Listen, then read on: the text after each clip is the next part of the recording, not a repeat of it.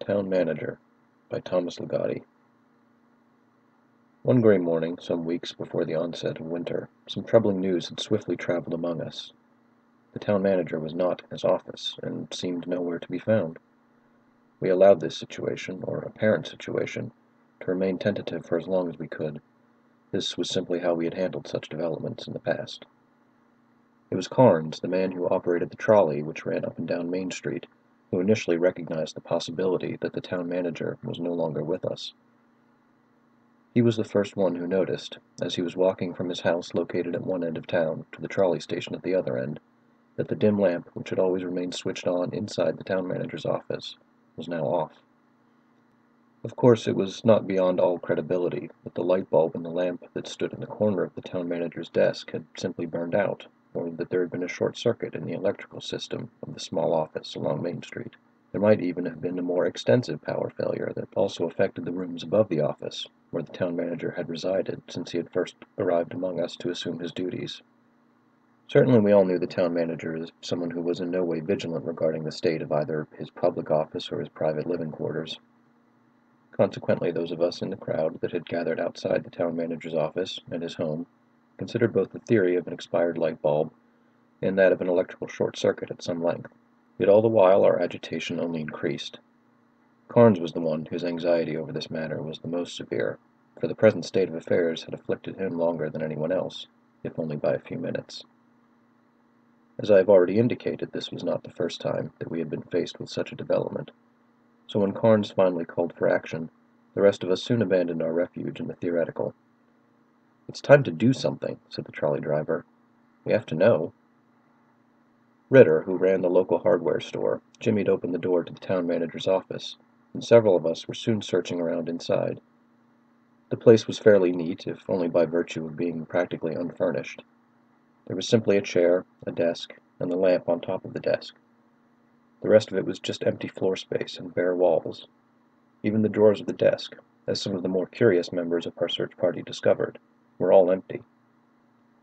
Ritter was checking the wall socket into which the lamp's cord was plugged, and someone else was inspecting the fuse box at the back of the office. But these were merely stall tactics. No one wanted to reach under the lampshade and click the switch to find out whether the bulb had merely burned out or, more ominously, if that place had been given over to darkness by design. The latter action, as all of us were aware, signaled that the tenure of any given town manager was no longer in effect. At one time there had been a great chandelier which hung in the town hall located at the south end of Main Street. When that structure fell into decay and finally had to be abandoned, other buildings gave out their illumination, from the upper floors of the old opera house, also vacated in the course of time, to the present storefront office that more recently had served as the center of the town's civic administration. But there always came a day when, without notice to anyone in the town, the light went out. "He's not upstairs," Carnes yelled down to us from the town manager's private rooms.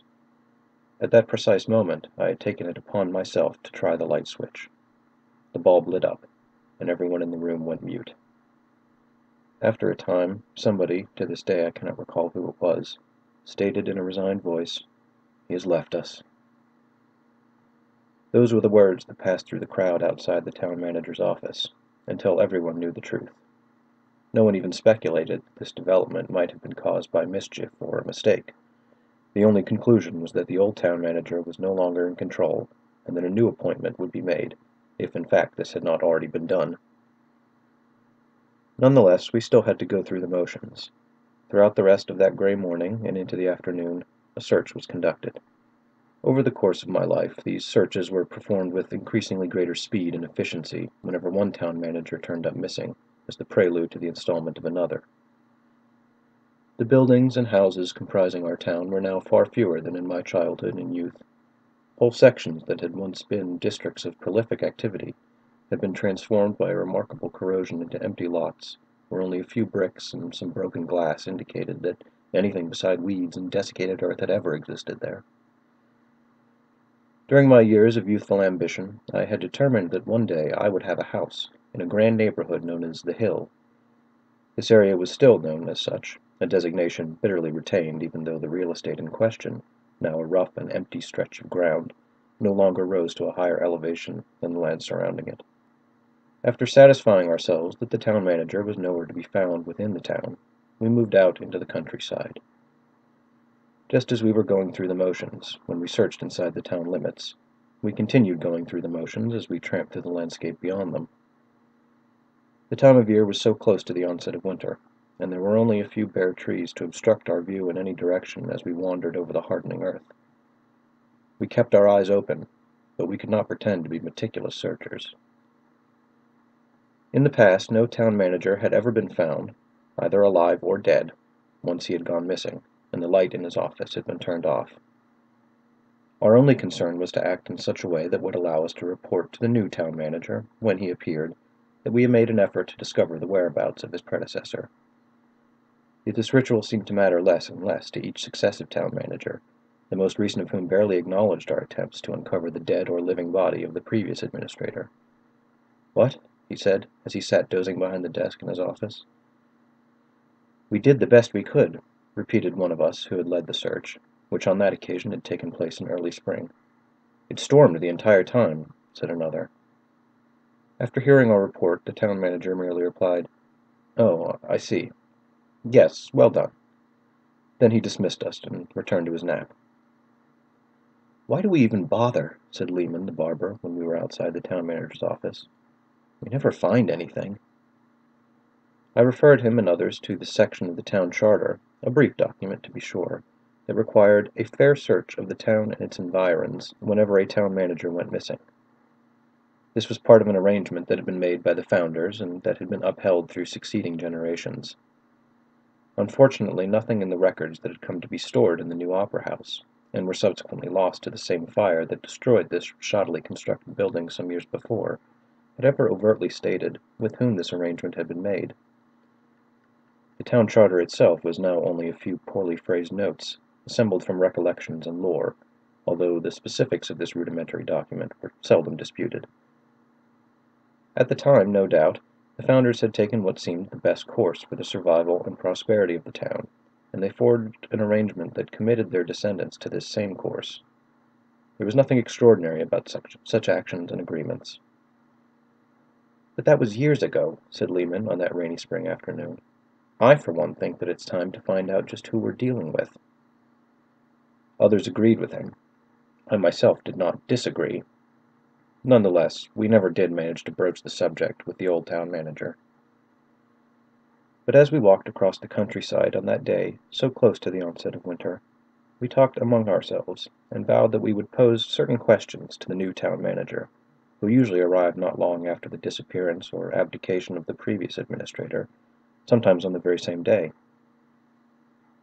The first matter we wished to take up was the reason we were required to conduct a futile search for missing town managers.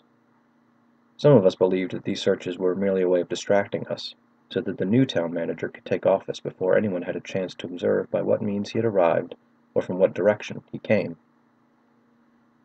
Others were of the opinion that these expeditions did in fact serve some purpose, although what that may have been was beyond our understanding. Either way, we were all agreed that it was time for the town, that is, what there was left of it, to enter a new and more enlightened era in its history. However, by the time we reached the ruined farmhouse, all our resolutions dissolved into the grayness in which that day had been enveloped. Traditionally, the ruined farmhouse, along with the wooden shed that stood nearby it, marked the point at which we ended our search and returned to town. It was now close to sundown, which would give us just enough time to be back in our homes before dark, once we had made a perfunctory inspection of the farmhouse and its shed. But we never made it that far. This time we kept our distance from that farmhouse, which was no more than a jagged and tilting outline against the gray sky, as well as from the shed, a narrow structure of thin wooden planks that someone had hammered together long ago. There was something written across those weathered boards, markings that none of us had ever seen before. They were scored into the wood, as if with a sharp blade. Some of the letters were either missing or unreadable in the places where they were gouged into planks that had separated from one another. Carnes, the trolley man, was standing at my side. "Does that say what I think it says?" he said to me, almost in a whisper. I think so. And the light inside? Like smoldering embers, I said, concerning the reddish glow that was shining through the wooden slats of the shed. Having recognized the arrival of the new town manager, from whatever direction and by whatever means he may have come, we all turned away and walked silently toward town, pacing slowly through the gray countryside that day by day was being seized by the coming winter. Despite what we had come across during our search of the countryside that day, we soon reconciled ourselves to it, or at least had reached a point where we no longer openly expressed our anxiety. Did it really matter if, rather than occupying a building on Main Street with a sign that read Town Manager over the door, the one who now held this position chose to occupy a shed whose rotting wooden planks had roughly the same words inscribed upon them with a sharp blade? Things always had been moving in that direction. At one time the town manager conducted business from a suite of offices located in the town hall, and lived in a fine house in the hill district of town. Now this official would be working out of a weather-beaten shed next to a ruined farmhouse. Nothing remained the same for very long. Change was the very essence of our lives. My own situation was typical. As previously mentioned, I had ambitions of owning a residence in the hill district. For a time I operated a delivery business that almost certainly would have led to my attaining this goal. However, by the time the old town manager arrived, he was sweeping the floors at Lehman's barber shop, taking whatever odd jobs came along. In any case, my drive to build up a successful delivery business was all but extinguished once the hill district had eroded away to nothing. Perhaps the general decline in the conditions of the town, as well as the circumstances of its residents, could be attributed to poor officiating on the part of our town managers, who in many ways seemed to be less and less able in their duties as one succeeded the other over the years. Whatever apprehensions we had about the new town manager, it could not be said that the old town manager was a model administrator. For some time before his term came to an end, he spent the whole of each working day asleep behind his desk. On the other hand, every town manager could be credited with introducing some element of change, some official project of one kind or another, that was difficult to condemn as wholly detrimental. Even if the new opera house had never been anything but a shoddily constructed fire trap, it nevertheless represented an effort at civic rehabilitation, or seemed to be such. For his part, the old manager was responsible for the trolley which ran up and down Main Street. In the early days of his administration, he brought in workers from outside the town to construct this monument to his spirit of innovation. Not that there had ever been a great outcry for such a conveyance in our town, which could easily be traversed from one end to the other either on foot or by bicycle, without causing the least exertion to those of us who were in reasonably good health. Nevertheless, once the trolley had been built, most of us did make use of it at one time or another, if only for the novelty of it. Some people, for whatever reason, made regular use of this new means of transportation, and even seemed to depend on it to carry them the distance of only a few blocks. If nothing else, the trolley provided Carnes with regular employment, which he had not formerly enjoyed. In brief, we had always managed to adapt to the ways of each town manager who had been sent to us. The difficult part was waiting for their plans for the town and then adjusting ourselves to whatever form they might take. This was the system in which we had functioned for generations. This was the order of things into which we had been born and to which we had committed ourselves by compliance. The risk of opposing this order, of plunging into the unknown, was simply too much for us to contemplate for very long. But we did not foresee, despite having witnessed the spectacle of the shed beside the ruined farmhouse, that the town was about to enter a radically new epoch in its history. The first directive from the new town manager was communicated to us by a torn piece of paper that came skipping down the sidewalk of Main Street one day, and was picked up by an old woman, who showed it to the rest of us. The paper was made from a pulpy stock and was brownish in color. The writing on the paper looked as if it had been made with charred wood, and resembled the same hand that had written those words across the old boards of the town manager's shed.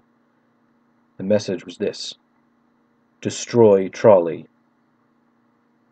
While the literal sense of these words was apparent enough, we were reluctant to act upon a demand that was so obscure in its point and purpose. It was not unprecedented for a new town manager to obliterate some structure or symbol that marked the administration of the one who had come before him, so that the way might be cleared for him to erect a defining structure or symbol of his own, or simply to efface any prominent sign of the previous order and thereby display the presence of a new one. But usually some reason was offered, some excuse was made, for taking this action.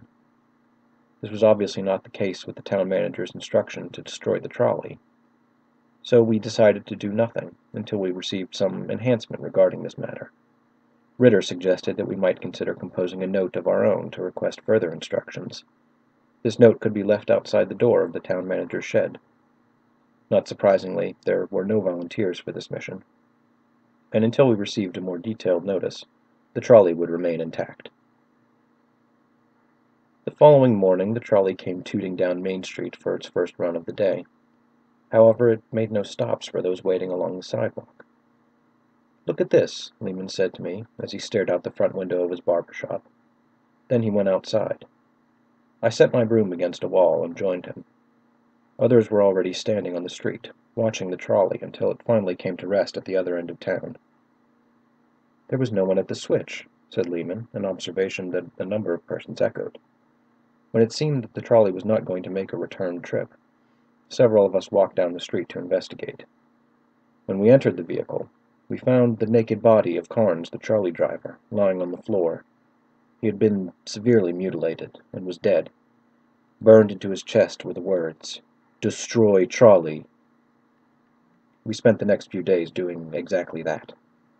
We also pulled up the tracks that ran the length of the town and tore down the electrical system that had powered the trolley. Just as we were completing these labors, someone spotted another piece of that torn brownish paper. It was being pushed about by the wind in the sky above us, jerking about like a kite. Eventually it descended into our midst. Standing in a circle around the piece of paper, we read the scrawled words of the message. "Good," it said. "Next your jobs will change." Not only did our jobs change, but so did the entire face of the town. Once again, workmen came from outside with orders to perform various kinds of construction, demolition, and decoration that began along Main Street and ultimately extended into the outlying neighborhoods. We had been instructed by the usual means not to interfere with them. Throughout the deep gray winter, they worked on the interiors of the town's buildings. With the coming of spring, they finished off the exteriors and were gone. What they left behind them was a place that did not resemble a town as much as it did a carnival funhouse. And those of us who lived there functioned as sideshow freaks once we had been notified, by the usual method, of exactly how our jobs had changed. For example, Ritter's hardware had been emptied of its traditional merchandise and restructured as an elaborate maze of lavatories. Upon entering the front door, you immediately found yourself standing between a toilet and a sink. Built into one of the walls of this small room was another door that opened upon another lavatory that was somewhat larger in dimensions. This room had two doors that led to further lavatories, some of which could be located only by ascending a spiral staircase or walking down a long narrow corridor. Each lavatory differed somewhat in size and color. None of the lavatories were functional. The exterior of Ritter's hardware was given a new facade, constructed of large stone blocks and a pair of fake towers standing on either side of the building and rising some distance above it. A sign above the front door designated the former hardware store as Comfort Castle. Ritter's new job was to sit in a chair on the sidewalk outside his former place of business, wearing a simple uniform with the word attendant displayed in sewn lettering below the left shoulder. Lehman the barber was even less fortunate in the new career that had been assigned to him. His shop, renamed Baby Town, had been refurbished into a gigantic playpen. Amid stuffed animals and an array of toys, Lehman was required to languish in infant's clothing sized for an adult. All of the businesses along Main Street had been transformed in some manner, although their tone was not always as whimsical as Ritter's Comfort Castle or Lehman's Baby Town. A number of the buildings appeared simply as abandoned storefronts, until one explored the interior and discovered that the back room was actually a miniature movie theater, where foreign cartoons were projected upon a bare wall, or that located in the basement was an art gallery filled entirely with paintings and sketches of questionable taste. Sometimes these abandoned storefronts were precisely what they appeared to be, except you would find yourself locked inside once the door had closed, forcing you to exit out the back. Behind the stores of Main Street was a world of alleys where it was perpetually night, an effect created by tunnel-like arcades enclosing this vast area. Dim lamps were strategically placed so that no stretch of alley was entirely in darkness as you wandered between high wooden fences or brick walls. Many of the alleys ended up in someone's kitchen or living room, allowing an escape back into the town. Some of them kept growing more and more narrow until no further progress was possible, and every step leading to this point needed to be retraced. Other alleys gradually altered in their backdrops, and eventually the scene changed from that of a small town to one of a big city where screams and sirens could be heard in the distance, although they were only recordings piped in through hidden speakers. It was in these precincts, where painted theatrical backdrops of tall tenement buildings with zigzagging fire escapes rose up on every side, that I worked at my new job.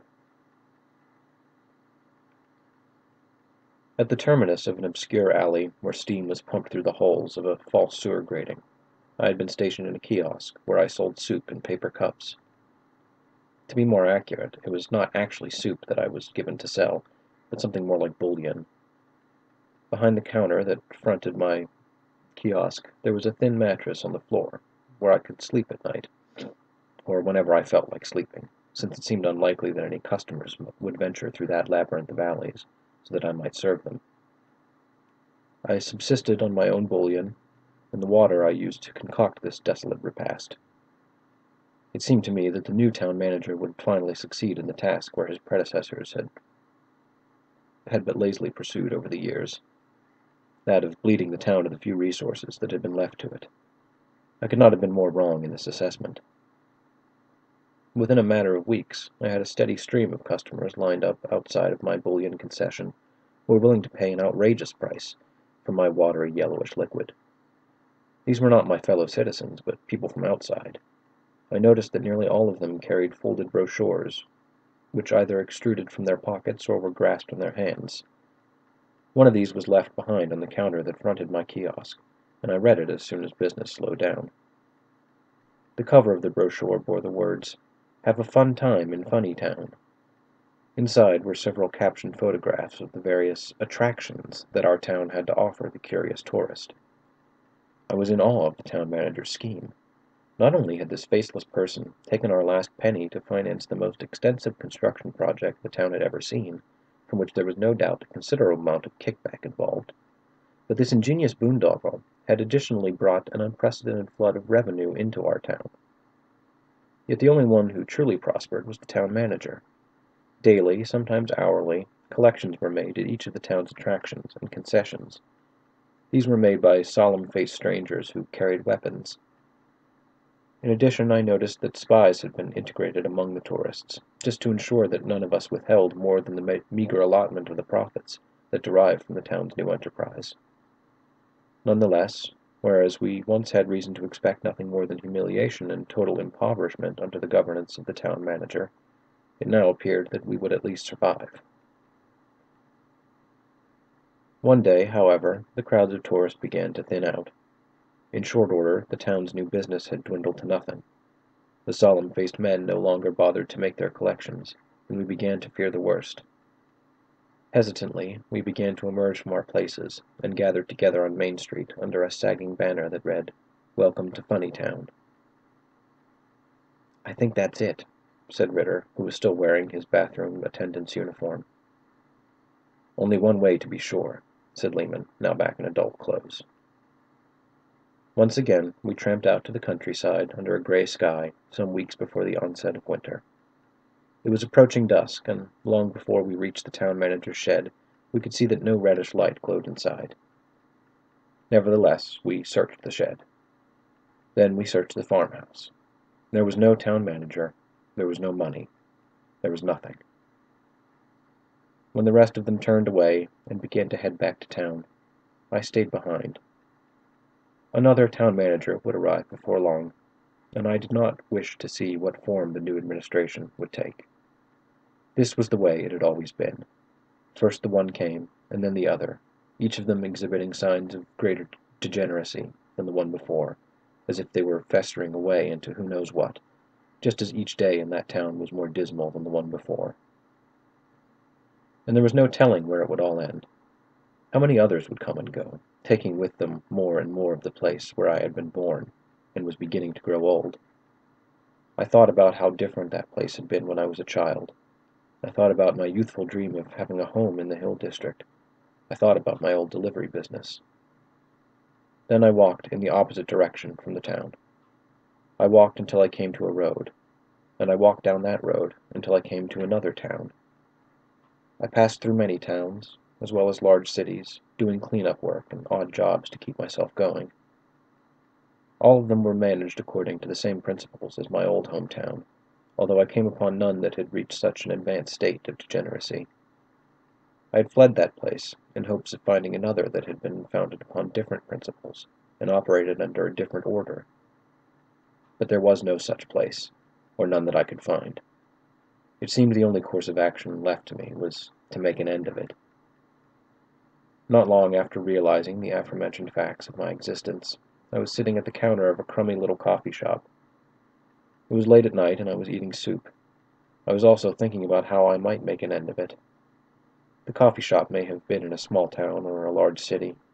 Now that I think of it, the place stood beneath a highway overpass, so it must have been the latter. The only other customer in the place was a well-dressed man sitting at the other end of the counter. He was drinking a cup of coffee, and, I noted, directing a sidelong glance at me every so often. I turned my head toward him and gave him a protracted stare. He smiled and asked if he could join me at my end of the counter. "You can do whatever you like. I'm leaving." "Not just yet," he said as he sat down at the counter stool next to mine. "What business are you in?" "None in particular. Why?" "I don't know. You just seem like someone who knows his way around. You've been some places, am I right?" "I suppose so," I said. "I thought as much. Look, I'm not just interested in chit-chat here. I work on commission, finding people like you, and I think you've got what it takes." "For what?" I asked. "Town management," he replied. I finished off the last few spoonfuls of my soup. I wiped my mouth with a paper napkin. "Tell me more," I said. It was either that or make an end of it.